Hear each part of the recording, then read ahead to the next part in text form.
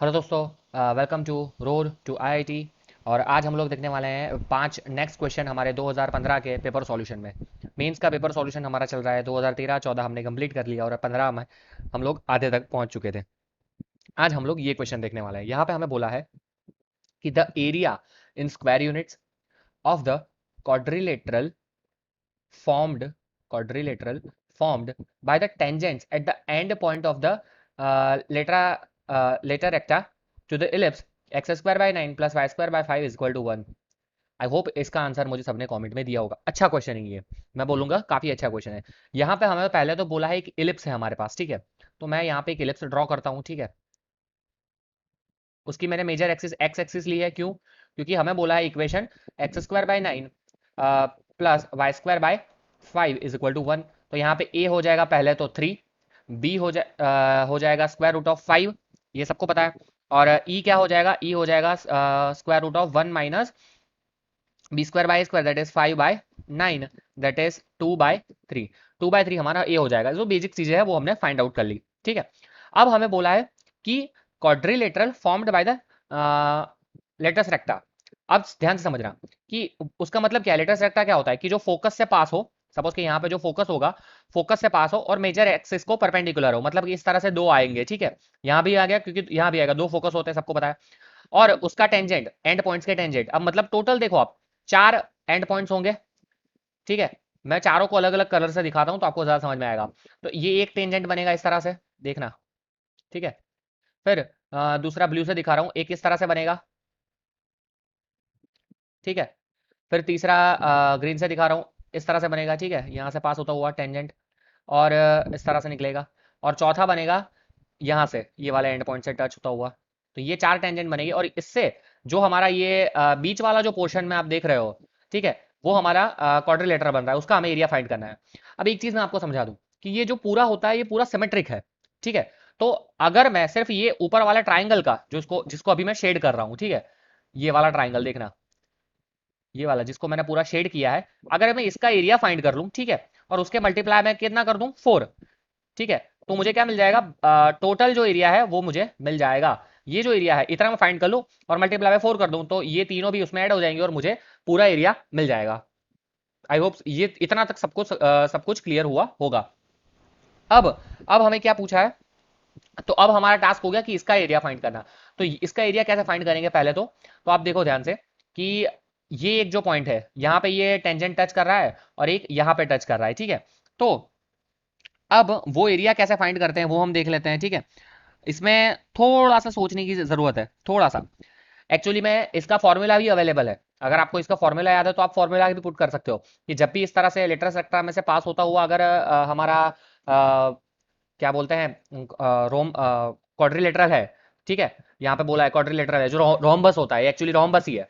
तो ये जो रोम्बस है उसका अगर एरिया पूछा हो तो उसके पास हमारे पास फॉर्मूला पे है 2a² बाई ई। ये फॉर्मूला भी हमारे पास अवेलेबल है। तो अगर आप यहाँ पे वैल्यू पुट करोगे 2 × 9 बाय ई क्या था 2/3, तो आपको आंसर मिल जाएगा 27। एक ये भी तरीका है, 27 हमारा करेक्ट आंसर है, ठीक है। एक ये भी तरीका है अगर आपको फॉर्मूला याद है तो। अगर फॉर्मूला बाई चांस आपको याद नहीं है तो आपको क्या करना पड़ेगा कि ये एंड पॉइंट फाइंड करना पड़ेगा, ठीक है। तो आप सोचो कि ये जो एंड पॉइंट है, ये एंड पॉइंट, तो ये एंड पॉइंट की वैल्यू क्या होगी? तो ये होता है हमारा a a comma b² by a. I hope ये तो सबको पता ही होगा। A comma b square by a, plus और माइनस b² बाई होता है एक्चुअली। लेकिन जो माइनस वाला कोऑर्डिनेट होता है वो किसके लिए होता है? वो ये जो नीचे वाला पॉइंट है, वो नीचे वाले पॉइंट के लिए माइनस वाला कोऑर्डिनेट होता है, ठीक है। तो ई कॉमा प्लस और माइनस b², ये तो है ही हमारे पास एक ऑप्शन। तो अब यहाँ पे ए की वैल्यू क्या होगी आप बताओ मुझे, ठीक है। तो ए की वैल्यू क्या हो जाएगी? देखो ध्यान से देखो, थोड़ा सा सोचने की जरूरत है इसमें। ई कॉमा b² बाई ए, तो ए हमें पता है 3 और ये पता है 2/3, तो ये हो जाएगा 2 कॉमा b²बाई ए क्या है? b²बाई ए दैट इज 5/9, सॉरी b²बाई ए मतलब 5/3। तो ये क्या हो गया 2 5/3, ये हमारा ये एंड पॉइंट हो गया, ठीक है। चलो ये भी हमें पता चल गया। ओके, तो जैसे कि अब हमारे पास ये वाला पॉइंट आ गया है कि जो लेटस रेक्टम का ये वाला पॉइंट है वो अब हमें मिल गया है। अब हम क्या करेंगे, हम यहाँ पे देख सकते हैं कि ये जो टेंजेंट है, यहाँ पे फिर से मैं आपको दिखा रहा हूँ, ये जो मार्क कर रहा हूँ मैं, ठीक है, अब देखना, ये वाला जो टेंजेंट है वो दोनों एक्सिस के साथ ये ट्राइंगल बना रहा है जो मैंने एरिया शेड किया है, उसका मल्टीप्लाई बाय 4 करूंगा तो मुझे ये रोम्बस जो क्वाड्रिलेटरल है वो उसका एरिया हमें मिल जाएगा। ठीक है, तो अब मुझे एक चीज पता है कि ये जो इलिप्स है इससे टेंजेंट में है, तो भैया टेंजेंट का तो फॉर्मूला हमने पता है ना यार, हमने पढ़ा है। टेंजेंट का फॉर्मूला क्या होता है, x x one by a square plus y y one by b square is equal to 1। तो यहाँ पे हो जाएगा x x one divided by a square मतलब कि 9 plus y y one by b square, y b square मतलब कि 5 is equal to 1। और x one one y one क्या है कि जहाँ पे वो टच हो रहा है दैट पॉइंट, और वो पॉइंट कौन सा है, वो पॉइंट हमने फाइंड किया है 2,5/3। कौन सा है वो, 2,5/3। ठीक है, 2,5/3 है। तो अब यहाँ पे x1 और y1 की जगह मैं 2 एंड 5/3 पुट करूंगा, तो क्या मिल जाएगा देखना मुझे, x इंटू 2 डिवाइडेड बाई 9 प्लस y into 5/3, 5 is equal to 1। तो अगर यहाँ से मैं कैंसल आउट करता हूँ तो मुझे क्या मिल जाएगा, x अपॉन 9/2। ठीक है, 2 को नीचे ले गया, अभी पता चल जाएगा ऐसा मैंने क्यों किया है, y/3 इज इक्वल टू 1। तो x by a plus y by b is equal to 1। तो इससे क्या होगा, मुझे यहाँ पे ये दोनों कोऑर्डिनेट्स, ये वाला और ये वाला मुझे पता चल जाएगा। और वो कौन सा आएगा, ये वाला कोऑर्डिनेट मतलब कि जहाँ पे y 0 होता है। तो आप देखो कि यहाँ पे अगर मैं y 0 रखता हूँ तो मुझे x मिल जाएगा, क्या मिलेगा, y 0 तो x y 0 तो x 9/2, तो ये मिल जाएगा 9/2 0। और अगर x 0 रखता हूँ तो y क्या मिलेगा 3, x 0 रखा तो y मिलेगा 3। तो मुझे 2 पॉइंट मिल गए। अब मेरे पास एक ट्राइंगल बन गया है, अब मैं सिर्फ ये ट्राइंगल दिखा रहा हूँ, ध्यान से देखना। ये टेंजेंट है, ये जो हाइपोटेनियस है नथिंग बट टेंजेंट, ये ओरिजिन है 0 0, ये क्या है, ये है 9/2 0 और ये है 0,3। अब तो ये पता है कि इसका एरिया क्या होता है, 1/2 इंटू दिस मतलब कि 9/2 इंटू दिस लेंथ मतलब कि 3। ठीक है, तो ये क्या हो गया, ये हो गया 27/4। लेकिन ये तो सिर्फ एक ही ट्राइंगल है, मुझे इसके मल्टीप्लाई बाय क्या करना पड़ेगा, 4, तभी मुझे पूरा मिल जाएगा। तो इसके मल्टीप्लाई बाय मैं 4 करता हूँ तो क्या आ जाएगा, 4 इंटू 27/4 विच इज 27, जो मेरा फिर से करेक्ट आंसर है, जो मैंने आपको अभी अभी दिखाया था, 27 करेक्ट आंसर है। तो या तो आप ये जो नॉर्मल मेथड है उससे कर सकते हो, या फिर आप ये फॉर्मूला अभी डायरेक्टली याद रख सकते हो, 2a² ई। ठीक है, अगर ये फॉर्मूला आपको डिराइव करना है तो मैं डेरिवेशन में अभी नहीं जाऊंगा क्योंकि उसमें टाइम जल जाएगा। डिराइव करना है तो आपको कुछ नहीं करना है, यहाँ पे मैंने x1 y1 ये जो इक्वेशन था, ये सबको बताइए इक्वेशन, ठीक है, ये वाला इक्वेशन एलिप्स का टेंजेंट, उसमें मैंने x1 y1 की जगह क्या रखा है पता है आपको, मैंने x1 y1 की जगह जो पॉइंट रख दिया है, पॉइंट ना रख के आप ए बी स्क्वायर बाई ए रखो, और फिर इस तरह का एक इक्वेशन जनरेट करो जो ए या बी के फॉर्म में आएगा, और फिर वहां से ये दो पॉइंट निकालो, और अब अगर आप एरिया फाइंड करोगे तो आपको यही फॉर्मूला जनरेट हो जाएगा आपका। ठीक है, तो आई होप ये भी एक तरीका है और ये भी एक तरीका है, आपको क्वेश्चन पता चल गया होगा।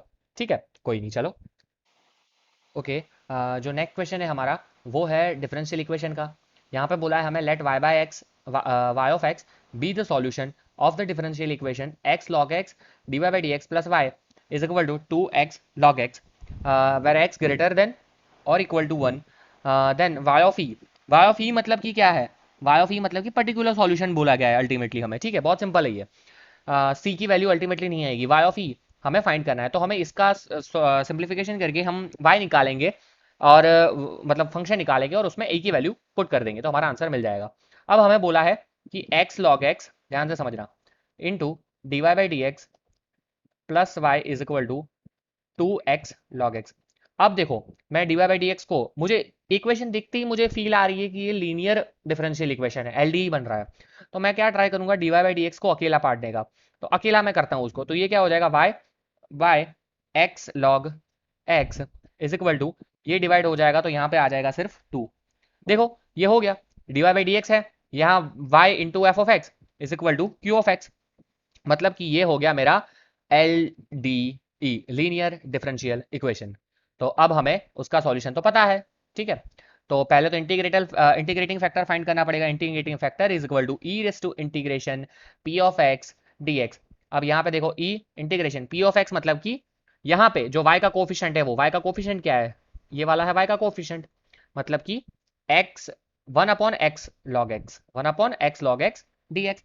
अब ये क्या है आप देखो, इसको मैं ऐसे तो लिख ही सकता हूँ यार, ऐसे क्वेश्चन मैंने करवाए हुए हैं, इसको मैं लिख सकता हूँ 1/x bye log x dx, तो मतलब कि log x का डिफरेंशिएशन ऊपर है मतलब कि फंक्शन उसके ऊपर उसका डिफरेंशिएशन, तो ये हो जाएगा e raise to log of log x. ठीक है, तो ई और लॉग फिर कैंसिल हो जाएंगे, तो अल्टीमेटली हमारा बच जाएगा लॉग एक्स। तो हमारा इंटीग्रेटिंग फैक्टर भी आ गया है। तो अब हमें सॉल्यूशन तो पता ही है, सबको सॉल्यूशन पता होना चाहिए भैया, एग्जाम नजदीक आ रही है। y into integrating factor is equal to integration q of x into integrating factor dx plus c. ये तो सबको फॉर्मूला पता ही होना चाहिए, y into integrating factor, y into integrating factor मतलब कि log x, integration q of x मतलब कि 2, और इंटीग्रेटिंग फैक्टर मतलब कि log x dx प्लस सी। ठीक है, अब यहाँ पे y log x तो वैसे का वैसा ही रहेगा, और इसका मुझे करना पड़ेगा uvdx इंटीग्रेशन बाय पार्ट्स। तो 2 मैंने कांस्टेंट ले लिया, और इसका इंटीग्रेशन अगर मैं अंदर करूंगा तो क्या हो जाएगा, x log x यहाँ पे आ जाएगा, x log x, फिर माइनस आएगा इसका डिफरेंशिएशन 1/x, फिर x, फिर 1 और फिर x। ठीक है, ये आप थोड़ा प्रैक्टिस करोगे तो आपको भी पता चल जाएगा ये कैसे आया है। uvdx अल्टीमेटली अप्लाई किया, अगर आपको ये नहीं पता चल रहा है तो आप uvdx करके आराम से कर सकते हो। तो ये मुझे मिल गया। ठीक है, यहाँ तक मुझे ये मेरा सॉल्यूशन मिल गया मुझे कंप्लीट। अब मुझे कंडीशन दी है क्या, x greater than equal to 1 बोल दिया है, और y ऑफ e फाइंड करने के लिए बोला है। ठीक है, तो अब मैं क्या करता हूँ, let's put x is equal to 1। अगर मैं x is equal to 1 put करता हूँ, x is equal to 1 put करता हूँ, तो क्या होता है देखो, x इज इक्वल टू अगर यहाँ पे 1 पुट करूंगा तो log 1 क्या हो जाएगा 0, 2 into 1 into log 1 again 0, minus 0, sorry minus क्या आएगा, x की जगह हम पुट कर रहे हैं 1 प्लस सी। तो यहाँ से मुझे c क्या मिलेगा पता है, c मुझे मिलेगा 2।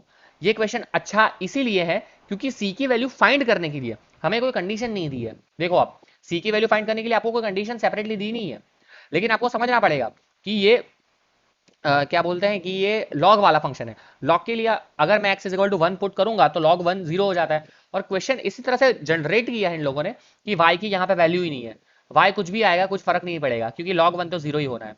ठीक है, तो आई होप सबको मैंने समझ में आ गया हो कि मैंने x इज इक्वल टू 1 यहाँ पे क्यों लिया, क्योंकि मुझे पता है log 1 क्या होता है 0। ठीक है, और फिर मैंने यहाँ पे x इज इक्वल टू 1 पुट किया और मुझे 0 ये करके c मिल गया। अब c मुझे 2 मिल गया है, तो मेरा फाइनल इक्वेशन जो मेरा फाइनल एफ ऑफ एक्स बन जाएगा। ठीक है, मेरा एफ ऑफ यहाँ पे y ऑफ एक्स लिखा तो मैं अभी y ऑफ एक्स लिख देता हूँ। जो y ऑफ एक्स बनेगा वो मेरा बन जाएगा y log x is equal to 2 into x log x minus x plus 2। ये मेरा बन जाएगा। अब y ऑफ e चाहिए मुझे, तो यहाँ हर जगह e पुट कर दूंगा। log e होता है 1, और यहाँ पे आ जाएगा मेरा 2 e log e होता है 1 माइनस e प्लस 2। तो यहाँ पे आ जाएगा y is equal to 2 e minus e मतलब कि 0 प्लस 2, दैट एम्प्लाइज के y इज इक्वल टू 2। ये मेरा आंसर हो गया। आई होप सबको ये समझ में आया होगा। y is equal to 2, option number 3 is my correct answer. ठीक है, आगे बढ़ते हैं हमारे नेक्स्ट क्वेश्चन की ओर। ओके, अगेन मैं बोलूंगा ये मैथ्स का रिलेटेड ही नहीं है, थोड़ा बेसिक एप्टीट्यूड टाइप का क्वेश्चन नहीं है। यहाँ पे बोला है हमें कि the number of the points having both coordinates as integers, मतलब कि कोई भी अगर हमारा पास पॉइंट होता है तो उसके दो इंटीजर अगर हम 2D में ले रहे हैं तो x, y लेते हैं, तो दोनों के दोनों पॉइंट मुझे कैसे चाहिए, इंटीजर्स। वो क्लियरली बोल दिया है इंटीजर्स चाहिए। ठीक है, दोनों के दोनों पॉइंट मुझे चाहिए integers that lies in the interior, interior बोला है। ठीक है, आउट आउट नहीं, ऑन नहीं, interior of the triangle with vertices 0 0 0 4 1 and 4 1 0। अब मैं पहले तो एक ट्राइंगल अच्छे से ड्रॉ करके आपको थोड़ा समझाने का ट्राई करता हूँ। यहाँ पे एक सेकंड, पहले नया पेज ले लेते हैं हम लोग, और फिर यहाँ से मैं शेप्स में जाके एक ट्राइंगल लूंगा तो आपको थोड़ा अच्छे से क्लियर होगा। ट्राइंगल अवेलेबल है यहाँ पे, हाँ ठीक है, राइट एंगल ट्राइंगल, अरे हाँ ओके इस तरह से है, ये आ गया। ओके चलिए, ये हो गया। अब देखो, राइट एंगल ट्राइंगल मैंने क्यों लिया, क्योंकि मुझे क्लियरली पता चल गया था यार पहले ही कि ये मुझे बोला है 0,0, फिर एक पॉइंट मुझे बोला था 0,41, और एक मुझे बोला था 41,0, तो मुझे पता चल गया कि राइट एंगल ट्राइंगल है। अब दूसरी चीज क्या होगी कि भैया इसके अंदर ही सारे पॉइंट्स होने चाहिए, वो तो हमें पता है, चलो कोई नहीं। तो उसके पहले मैं क्या करता हूँ, let's find out the equation of this line. ये जो लाइन है हाइपोटेनियस है, उसका इक्वेशन फाइंड कर लेते हैं। तो वो तो एक्चुअली दिख ही रहा है कि ये है x plus y is equal to 41, ये दिख रहा है। अगर नहीं पता चल रहा है तो आपके पास फॉर्मूला है ही यार, y minus y one is equal to m into x minus x one. इसमें भी आप कोई भी एक पॉइंट ले लो, इन दोनों में से कोई भी एक पॉइंट ले लो। m क्या हो जाएगा आपका, 0 माइनस 41 डिवाइडेड बाय 41 माइनस 0, मतलब कि -1 आपका m हो जाएगा। इसी तरह से आप, यही इक्वेशन आएगा आपका, ठीक है। तो ये मुझे दिख रहा है कि x plus y is equal to 41 हमारा एक क्या बोलते हैं लाइन हो गया, ये हाइपोटेनियस वाला लाइन है। ये लाइन हमें पता है कि ये है y इजगल टू 41 और ये लाइन है x इजगल टू 41। अब ध्यान से समझना मैं क्या बोलने जा रहा हूं। अगर यहां पे एक पॉइंट मैं लेता हूं, ठीक है, ध्यान से समझना, बिल्कुल गड़बड़ नहीं होनी चाहिए। अगर मैं पॉइंट लेता हूं 1, x यहां पे x 1 ही होगा, तो ये क्या हो जाएगा 40, क्योंकि दोनों का एडिशन तो 41 है। थोड़ा और आगे जाता हूं तो क्या हो जाएगा 2,39। थोड़ा और आगे जाता हूँ यहाँ पे, सपोज कि यहाँ पे लेता हूँ तो क्या हो जाएगा 6 लेता हूँ मैं यहाँ पे, तो 6 सब्सट्रैक्ट होगा तो क्या हो जाएगा 35। इसी तरह से यहाँ नीचे लास्ट में क्या आएगा, अगर मैं x इज इक्वल टू 39 लेता हूँ तो y इज इक्वल टू क्या आएगा 2, और अगर मैं x इज इक्वल टू 40 लेता हूँ तो y इज इक्वल टू क्या आएगा 1। x इज इक्वल टू 40 पे y इज इक्वल टू आ जाएगा मेरा 1। आई होप ये इतनी चीज़ तो क्लियर हुई होगी। अब मैंने इस तरह से क्यों लिया है वो भी मैं आपको समझा देता हूँ, ठीक है।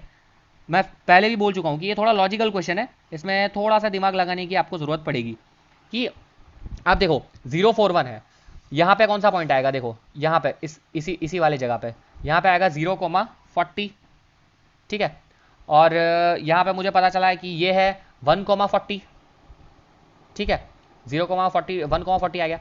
अब देखो तो 0,40 1,40, तो इसके बीच में तो कोई पॉइंट आएगा ही नहीं, 0,40 1,40 कोई पॉइंट नहीं आएगा, और दोनों तो उसके ऊपर लाई कर रहे हैं तो बात ही नहीं है।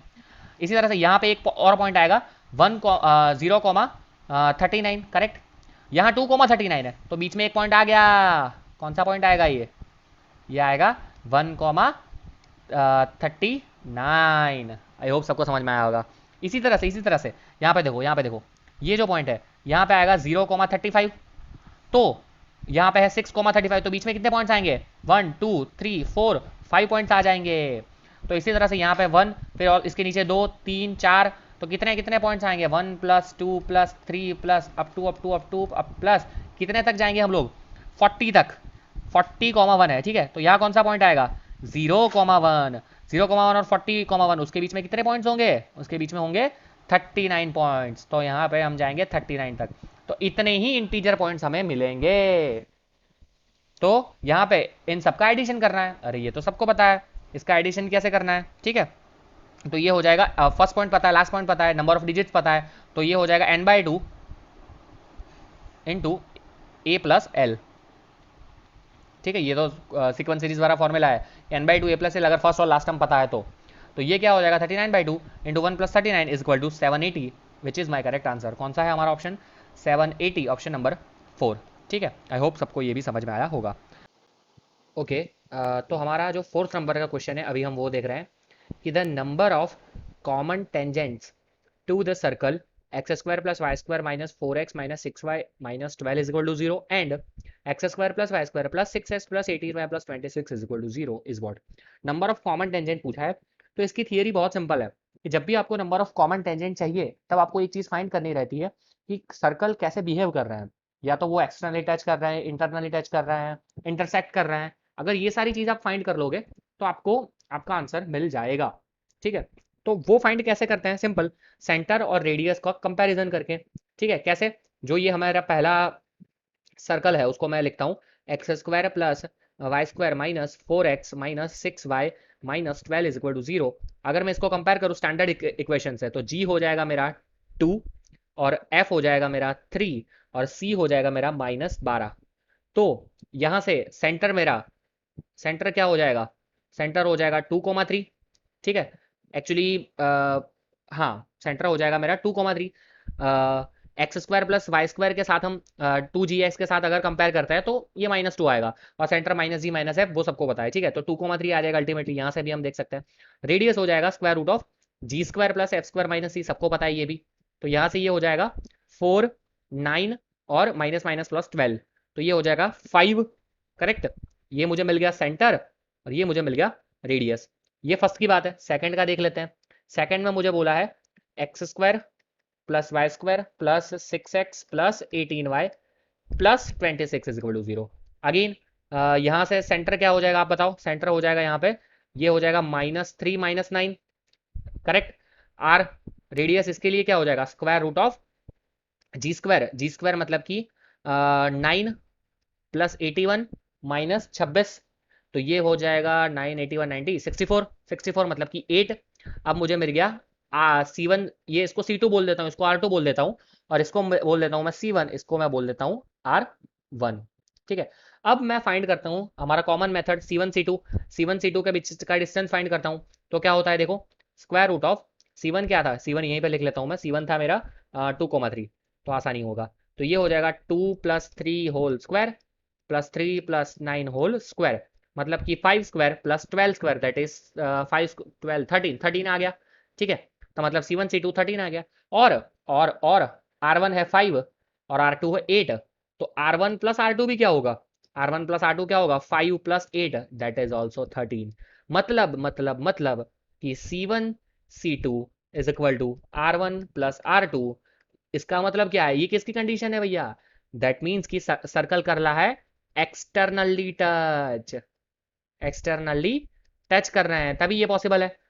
तो जब भी सर्कल एक्सटर्नली टच करते हैं तो कितने टेंजेंट मिलते हैं, जिन लोगों को पता है, पढ़ा है, उनको पता है कि 3 कॉमन टेंजेंट मिलते हैं। तो हमारा करेक्ट आंसर हो जाएगा option number 3, number of tangents आ जाएगी 3। नहीं पता है तो मैं यहाँ पे समझा देता हूँ, ठीक है, अच्छे से मैं फिगर ड्रॉ करके समझाऊंगा तो थोड़ा आपको ज़्यादा समझ में आएगा। शेप्स ले लेता हूँ मैं यहाँ पे, पहले तो सर्कल लेता हूँ 2, ठीक है, ये आ गया मेरा पहला सर्कल और ये आ गया मेरा दूसरा सर्कल। ठीक है, चलिए ओके, तो थोड़ा एनलार्ज करके दिखाता हूँ तो आपको अच्छे से समझ में आएगा। ठीक है, ध्यान से समझना। और एक दूसरा वाला थोड़ा उसका छोटा रखता हूँ। तो अब इसको मैं मूव करता हूँ, देखो ये मैंने करवा दिया एक्सटर्नली टच। अब आप खुद से सोचो, ओके चलो, जस्ट अ सेकेंड।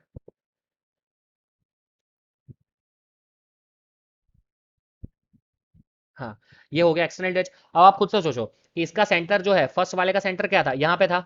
ठीक है, ये था C1 और ये था C2। अब इन दोनों के बीच का डिस्टेंस, मतलब कि ये डिस्टेंस जिसको मैं पेन से ही दिखा रहा हूँ, स्ट्रेट लाइन लेके कर रहा हूँ, तो देखो ये वाला डिस्टेंस। तो अगर ये डिस्टेंस मेरा क्या होगा, अगर C1 C2 is equal to R1 R2 आ रहा है, R1 क्या है, ये R1 है और R2 है, ये अगर आ रहा है तो मतलब क्या है कि वो एक्सटर्नली टच कर रहे हैं। अब 3 कॉमन टेंजेंट कैसे आएंगे, तो वो तो मैं ड्रॉ करके दिखाता हूँ। टेंजेंट के लिए मैं ब्लू कलर लेता हूँ, तो एक टेंजेंट तो हमारा ये हो जाएगा। ठीक है, इस तरह से। ठीक है, यहाँ पे भी टच करेगा, आप समझ लेना। और एक ये वाला हो जाएगा इसी तरह से यहाँ पे टच करता हुआ।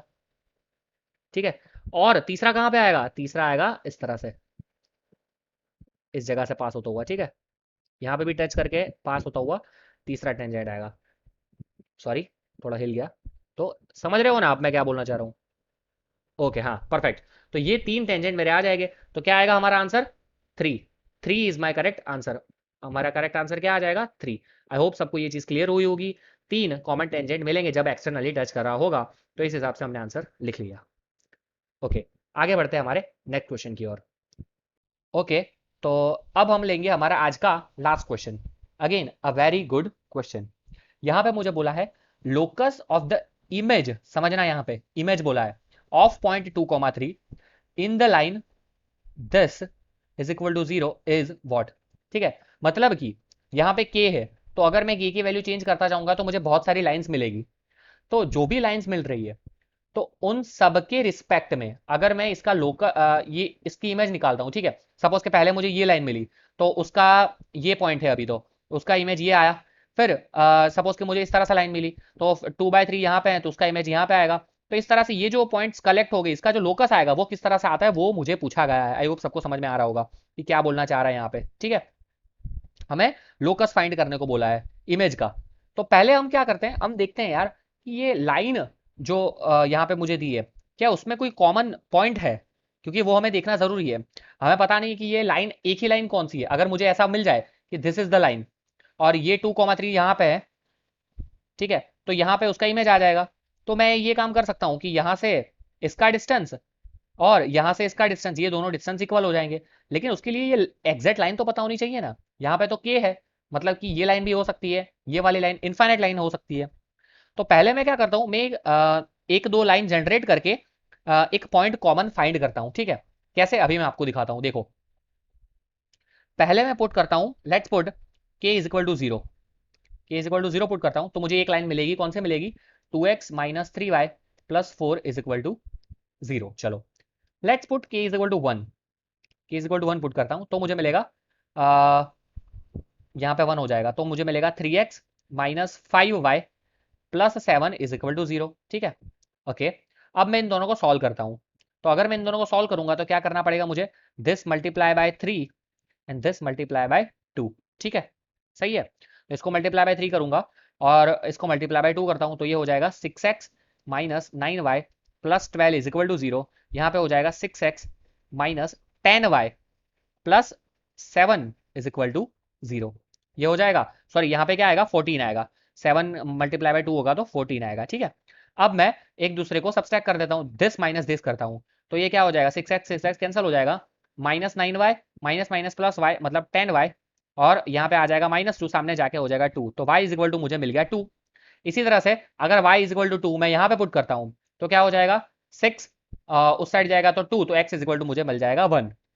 तो मतलब मुझे एक पॉइंट मिल गया है 1,2। ठीक है 1,2 है जो इसी इसी लाइन का एक कॉमन पॉइंट है। अब मैं आपको एक बात बताने जा रहा हूं, आप k की वैल्यू 5 ले लो, 10 ले लो, 100 ले लो, 1000 ले लो, आपका जो मना है आप k की वैल्यू लो। ठीक है मैंने यहाँ 0 भर लिया है फॉर सिंप्लिसिटी, आपका जो भी मना है वो लो। और आप जब इंटरसेक्शन पॉइंट फाइंड करोगे तो आपको ये इंटरसेक्शन पॉइंट डेफिनेटली डेफिनेटली मिलेगा, कहीं ना कहीं तो ये इंटरसेक्शन पॉइंट मिलेगा। मतलब कि ये लाइन का अगर आप कोई भी पॉइंट ले रहे हो तो वो इसमें से तो पास होगा ही। मतलब कि ये क्या है पता है, ये एक पॉइंट है 1,2, यहाँ पे मैं दिखा रहा हूँ 1,2 और इसमें से ही इनफाइनाइट लाइन पास हो रही है। अगर मैं की वैल्यू चेंज करता हूँ तो इस तरह से एक लाइन मिलेगी मुझे। ठीक है फिर एक लाइन मुझे इस तरह से मिलेगी। ठीक है फिर एक लाइन मुझे इस तरह से मिलेगी, जैसे जैसे मैं की वैल्यू चेंज करता जाऊंगा मुझे लाइन डिफरेंट डिफरेंट मिलती जाएगी। ठीक है इसी तरह से मुझे एक ये लाइन मिल जाएगी, तो सारी की सारी की वैल्यू चेंज करने पे मुझे लाइन मिलती जाएगी। बहुत सारी ऐसी लाइन इनफाइनाइट लाइंस मुझे मिलेगी हर एक की डिफरेंट वैल्यू पे लिए। ठीक है और एक लाइन मुझे इस तरह से भी डेफिनेटली मिलेगी जो हॉरिजॉन्टल होगी। ठीक है तो आई होप सबको क्लियर हो चुका होगा कि ये 1,2 कैसे आया। अब एक और चीज मैं समझाता हूं आपको कि हमारा पॉइंट जो है वो है 2,3 जिसका हमें इमेज फाइंड करना है। तो लेट्स अज्यूम मैं उसको रेड से दिखाता हूं, ये है 2,3।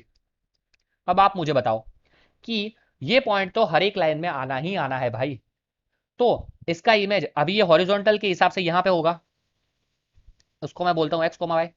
तो आप मुझे बताओ कि ये पॉइंट जब हर एक जगह पे ये पॉइंट फिक्स ही आना है तो तो तो ये जो डिस्टेंस है, ये वाला जो मैं अभी मार्क कर रहा हूं ब्लू पेन से, ये डिस्टेंस और ये वाला डिस्टेंस जो मैं मार्क कर रहा हूं ग्रीन पेन से, ये डिस्टेंस, ये हर बार सेम नहीं होगा क्या, आप सोचो। ठीक है ये डिस्टेंस और ये डिस्टेंस दोनों सेम ही होंगे क्योंकि ये एक दूसरे की इमेज है। अभी हॉरिजॉन्टल पे तो आपको दिख रहा है, लेकिन आप सोचो कि जब ये पॉइंट यहाँ पे होगा 2,3 विद रिस्पेक्ट टू सपोज कि यही है 2,3, तो उसका इमेज यहाँ पे आएगा तब भी ये सेम ही आएगा क्योंकि इमेज की बात हो रही है। तो ये सिमेट्रिक होते हैं।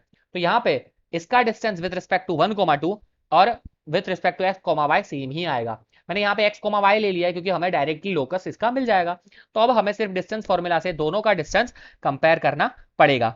तो मैं क्या करता हूँ, मैं सिंपली दोनों का डिस्टेंस एक दूसरे के साथ कंपेयर कर लेता हूँ तो मुझे मेरा आंसर मिल जाएगा। कैसे, अब सपोज कि इसको मैं बोल देता हूँ कुछ तो सही रहेगा, लेट्स से इस पी क्यू और आर। तो यहाँ पे मुझे पता चल गया कि P R is equal to Q R. तो पी आर क्या है, पी आर है 2 माइनस 1 का होल स्क्वायर प्लस 3 माइनस 2 का whole square is equal to Q R क्या है, x माइनस 1 का whole square plus y minus 2 का होल स्क्वायर। तो ये क्या हो गया, this will give me x minus 1 का whole square plus y minus 2 का whole square is equal to क्या आएगा, यहाँ पे 1 आ जाएगा, यहाँ पे भी 1, 1 प्लस 1 2। ठीक है 2, तो मतलब कि ये क्या हो गया भैया, ये देखो ये जनरेट क्या हुआ है, this is nothing but a circle और उसका सेंटर क्या है, सेंटर है 1,2 और रेडियस क्या है, रेडियस है इसका 2, 2 नहीं √2, यहाँ पे आर स्क्वायर होता है तो √2। तो सेंटर 1,2, सेंटर 1,2 एंड रेडियस √2, ऐसा मुझे मिलेगा सर्कल और वही होगा मेरी इमेज का लोकस।